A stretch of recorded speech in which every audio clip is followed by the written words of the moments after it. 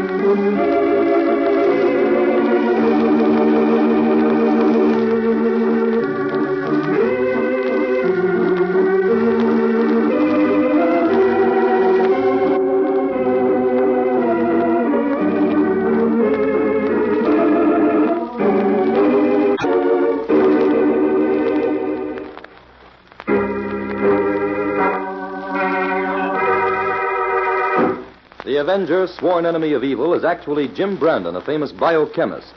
Through his numerous scientific experiments, Brandon has perfected two inventions to aid him in his crusade against crime as the Avenger. The telepathic indicator, by which he is able to pick up thought flashes, and the secret diffusion capsule, which cloaks him in the black light of invisibility. Brandon's assistant, the beautiful Fern Collier, is the only one who shares his secrets and knows that he is the man the underworld fears as the Avenger. And now, The Avenger and the Tunnel of Disaster.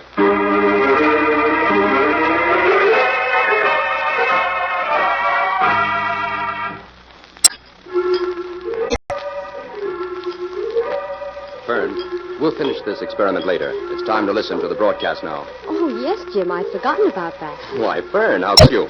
Inspector White's talked of nothing else for a week. You helped him write his dedication speech for the opening of the new tunnel, didn't you, Jim? Yes, and he'll never forgive us if we don't listen to him deliver it. No, I'll tune it in. You know, they ran into so much trouble building that Riverford tunnel, I often thought they'd never finish it.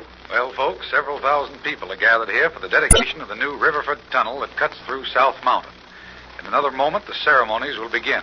Jim, In the didn't the meantime, final I'll cost of the tunnel amount to more than twice the amount originally planned for it? That's right, Fern.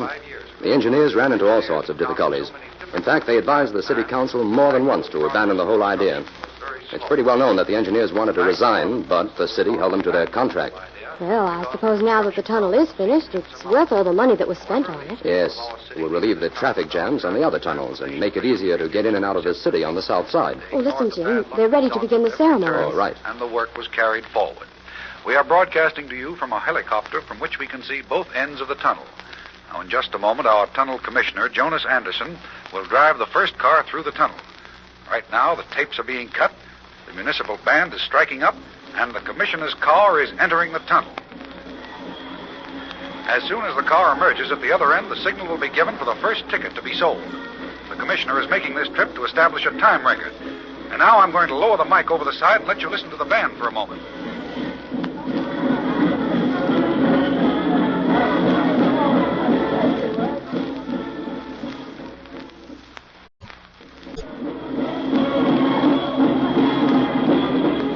Record run seems to be taking a little longer than expected.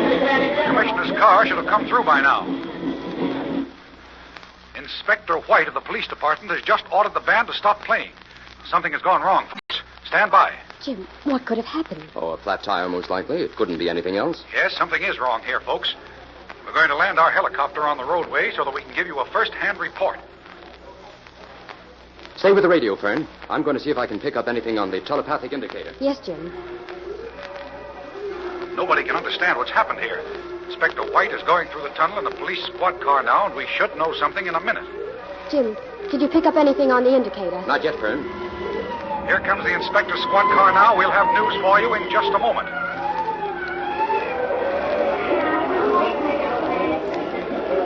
Ladies and gentlemen, a very strange thing happened here. Inspector White reports that there is absolutely no sign of either the commissioner or his car in the tunnel. They've just disappeared.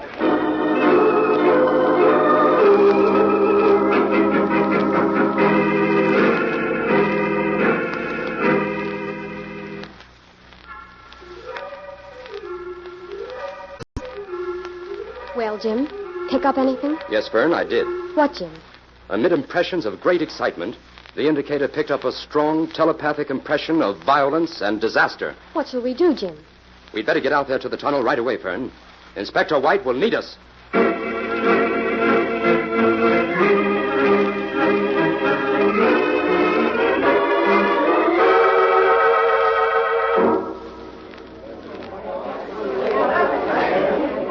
Okay, Joe, it's Jim Brandon. He's connected with my office. Let him through the ropes. Thanks, Inspector.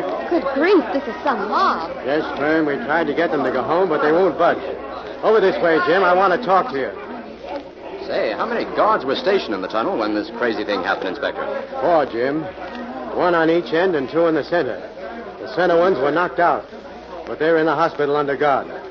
There's not a chance that they know anything. If they did, they'd have been killed. That's what I think. But here's something else, Jim. This note was found pinned to the coat of one of those guards. What does it say, Jim? It's a warning to the mayor. It says, Riverford Tunnel is a death trap. The public will never use it. Close it at once or disaster will strike again.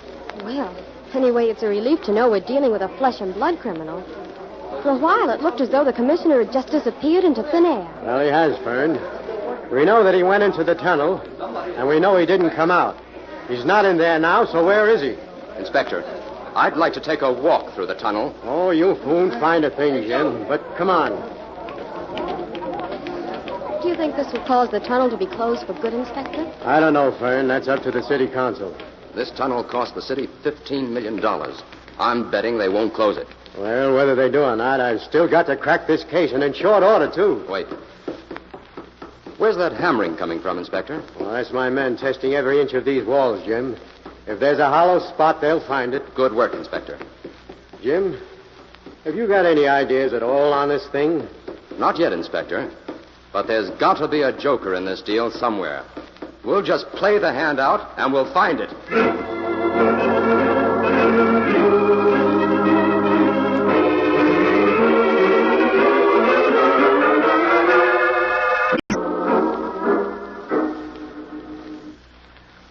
Yes, I'm Markel Evans.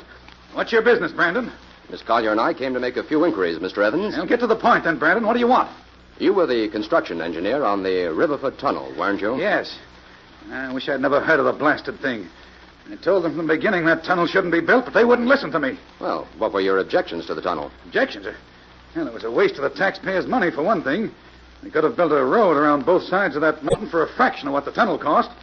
What if it does take a motorist a few minutes longer to reach the bridge? Safety's more important. Inspector White says you received a number of threatening letters during the time the tunnel was under construction. Yes, and I turned them all over to the city council, but they didn't pay any attention. Those politicians... Mr. Evans, how sound are the walls of the tunnel? Young man, I'll put my work up against any construction job in the country. Well, now, I'm not questioning your... Here are the plans. The mayor told me to hand them over to you. Now, take them and get out. Your questions are an insult to a All right, man... Mr. Evans. You want to take that attitude, you're of no help to us. Come on, Fern. Well, I've met some grumpy old men before, but Mr. Evans takes the prize. Sometimes grumpiness is employed to hide uneasiness, Fern. You mean you suspect him, Jim? I haven't made up my mind about that yet. So far, I'm too busy wondering about something else I saw in that office. What was that, Jim?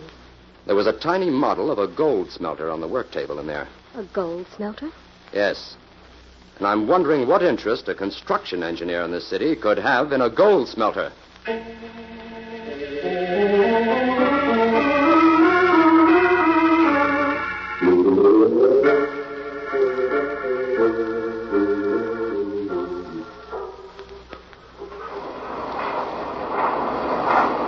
This is the Hartley Steel Mill, Fern. That must be the office over there. What do you expect to find out here, Jim? Well, this visit is more or less of a shot in the dark, Fern. You'll notice that this land adjoins the city property on which the tunnel is located. Oh, yes. In going through the city records, I discovered that before the tunnel was built, The Hartley Steel Company tried to buy up all that adjoining city property. They didn't succeed. But I'd like to find out why they wanted that land. That sounds like an interesting angle, Jim. Oh, here's the office building. Well, I guess we just walk right in. That's you, Joe? I know, it's Jim Brandon. I've got business with Mr. Hartley. Oh, there must be some mistake. Mr. Hartley's been dead for 3 years. I want to see the man in charge, then. Do you have an appointment? No, but I think he'll see me. I'm from the police. Oh, well, come in. I'm Theodore Ramsey, the general manager here. This is my assistant, Miss Collier. Sit down, won't you? Thank you. I'm sorry to barge in on you this way, Mr. Ramsey, but there are a few questions I'd like to ask. Oh, that's all right, Mr. Brandon. Only I'm a little curious as to why the guard didn't call me from the gate to say you were coming. I don't think he saw us. We came in the side entrance just as some trucks were pulling out. I see. Well, go ahead, Brandon. Some years ago, the Hartley Steel interest tried to buy the city land adjoining this property. Why? Well, old Mr. Hartley was living then. And when he heard the city was thinking of building a tunnel under this mountain, he was afraid it might undermine part of our property and endanger our business. Oh, I see. Any other reason? Well, frankly, yes. We had always hoped that the city would build a road around this end of the mountain. A great deal of our material is delivered in trucks, and a good road would be to our advantage. Naturally, a tunnel through the mountain would cancel out the road. And you weren't willing to build the road yourself? Well, not unless we owned all the land. Mr. Ramsey, do you own the steel mill now? Oh, no. I'm just the general manager. Old Hartley's grandson, Lee Burgess, owns it. Does he take an active part in running the mill? Well, yes and no. You know how these rich boys are. He has an office over there near the smelting plant. But I don't think he's in it very often. Well, thank you very much, Mr. Ramsey. This was just a routine check. Oh, that's all right. Even though we weren't very keen on the tunnel at first, we're just as much upset as you are as the way things have turned out. Call on me again if I can be of any help.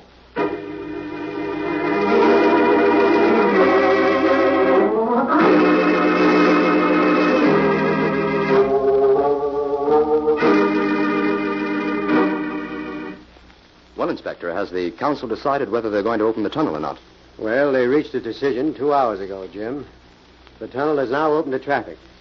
I've just come from there. Inspector, I just can't understand their opening the tunnel until you've had a chance to solve this case. Fern, the council is inclined to believe that the whole disappearing act was staged as some kind of a hoax, or even a publicity stunt. Maybe they're right, I don't know. I'll get it, Jim. Hello? Yes, the inspector's here. Sure, hold on a minute, please. Inspector, for you. Thanks, Fern. Hello? What? Holy smoke. Did you call the tunnel and tell them to stop all the traffic? Good. I'll get out there right away. What's the matter, Inspector? They just received a telephone call at headquarters saying disaster would strike the tunnel again at midnight. Come on, Jim.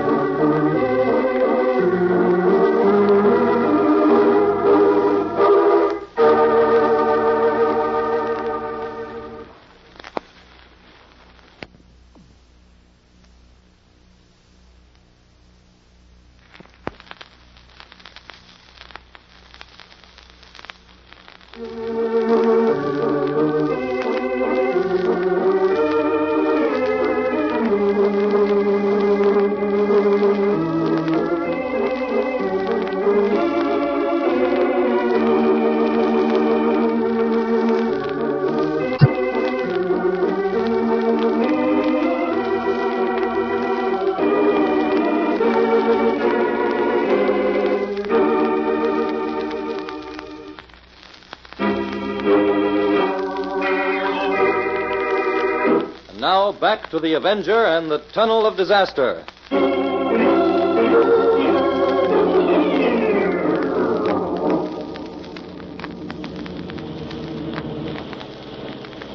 What time is it, Jim? It's 11:58, Inspector. Say, look at that car ahead. Why, it broke right through the gate and went into the tunnel. Oh, the fools. Jim, Fern, get out and stand guard here. See that no other cars get past the guard. Okay, come on, Fern. Right, Jim. Where are you going, Inspector? Into the tunnel. Inspector! Inspector! You're crazy! You'll never come out of there alive! Come back!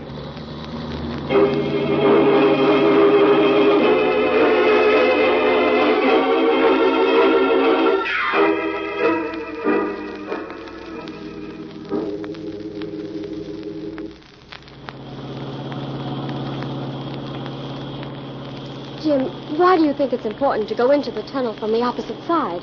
We're losing time driving around this mountain. Fern, every car that has disappeared within that tunnel went in at the north entrance. There's some reason for that, and I've got to find out what it is. Oh, Jim, I'm afraid we're too late to save the inspector.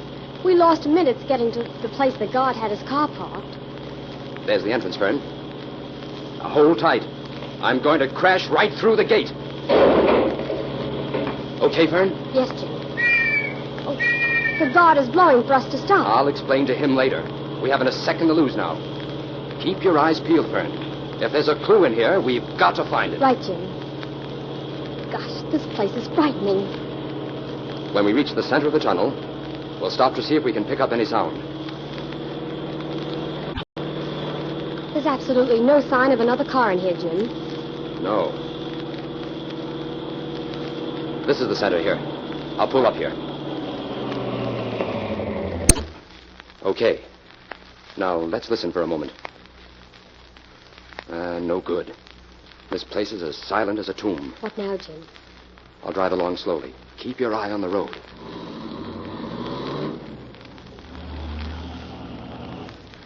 Jim, wait.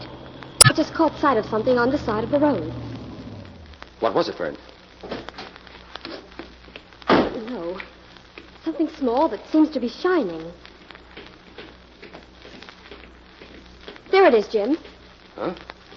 It's a pencil. It's the inspector's gold pencil, Fern. Good heavens. That means he got as far as this spot, Jim. Yes. And according to my mileage gauge, this is exactly 8/10 of a mile from the north entrance. Come on, Fern. We've got to get back to the laboratory. This is our first real clue.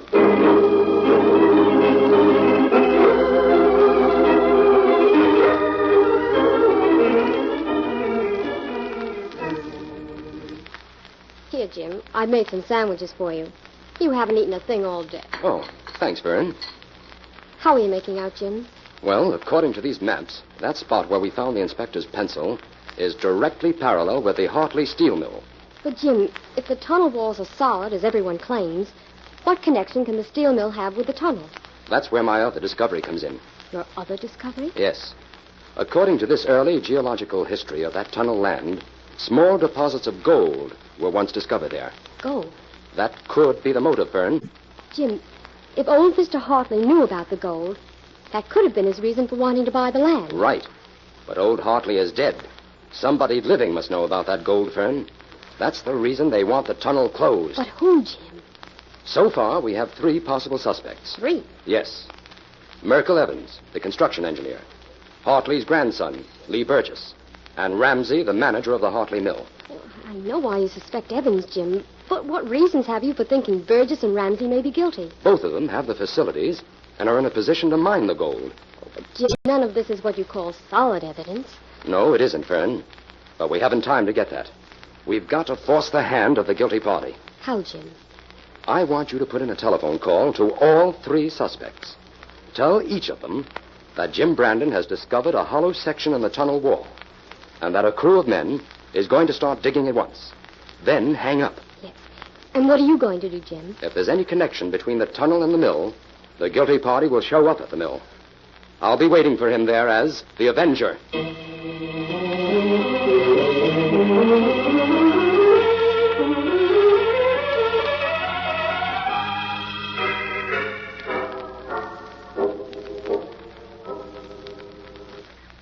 Oh, So you finally got here, Burgess.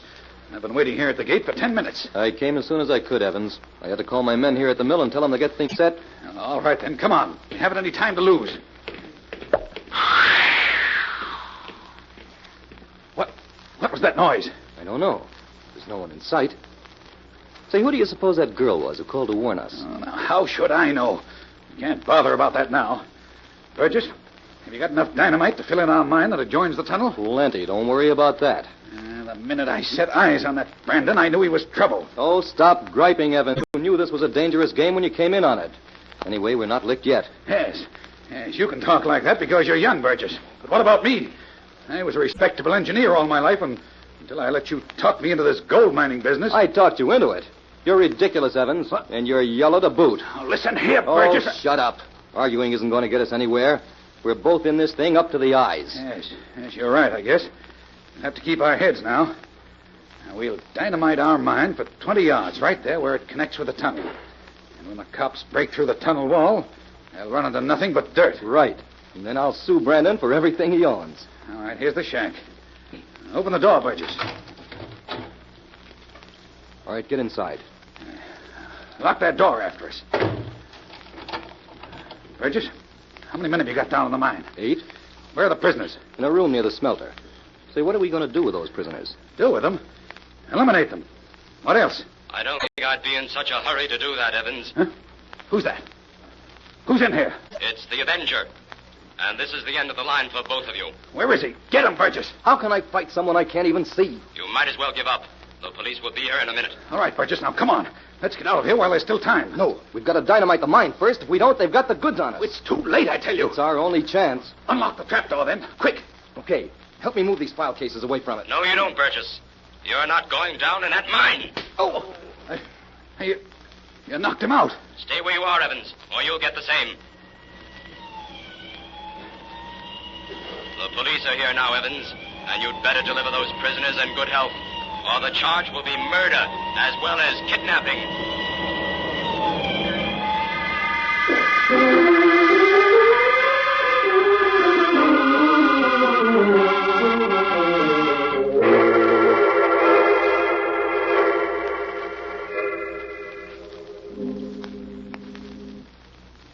Jim, Fern, over here. We're waiting for you. What are you planning to do down here, Inspector?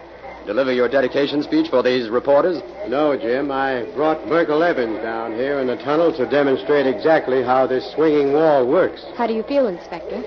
Fine, Fern, fine. Never better. Okay, Evans. Start talking. All right.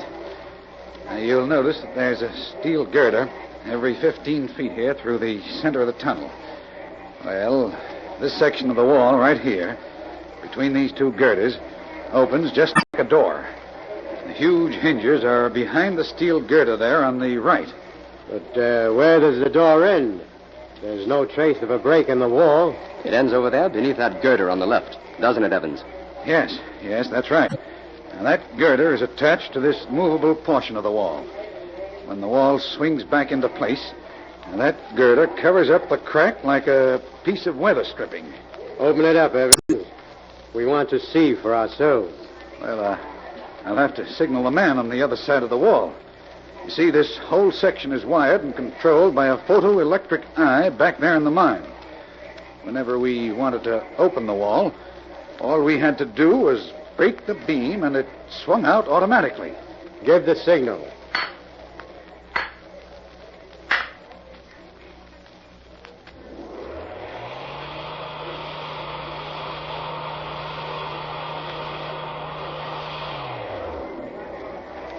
Good heavens. It's like a revolving stage. When the wall is swung open like that, it looks like a curve in the tunnel. And people drove right into the mine before they realized it. But not you, Inspector. Well, I threw my pencil out in time to leave a clue for you, didn't I? Right, Inspector. Jim, why didn't that section of wall sound hollow when they tested it? It's too well reinforced, Fern. Look at the thickness of it. Oh, yes. Okay, Evans, that's all. Take him to headquarters and book him, boys. Oh, Inspector. What is it, Jim? Smile. Those reporters are snapping your picture.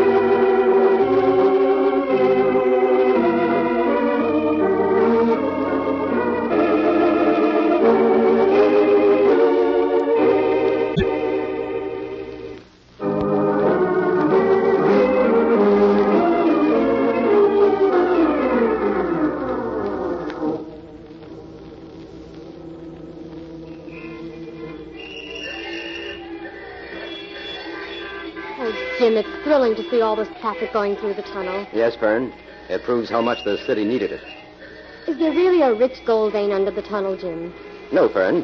As it turned out, Burgess and Evans had already mined most of the gold in this mountain. Not that it will ever do them any good. There's just one other thing I don't understand. What's that, Fern? What happened to the two men who were in that car the inspector followed into the tunnel that night? They weren't held prisoner with the inspector and commissioner. Oh, because they were Burgess's own men.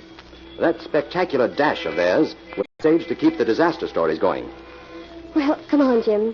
We'd better get back to the laboratory. I have work to do. So have I. The inspector wants me to write his dedication speech for the new courthouse next week.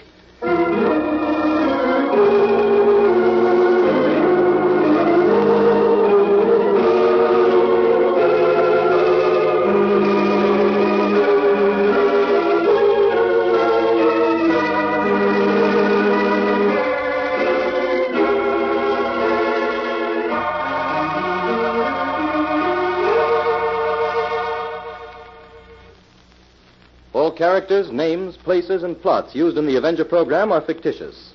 Any similarity to persons living or dead is purely coincidental. This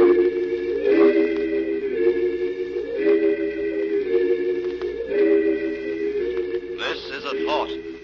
A thought. A thought. Remember, listen for another adventure of... The Avenger.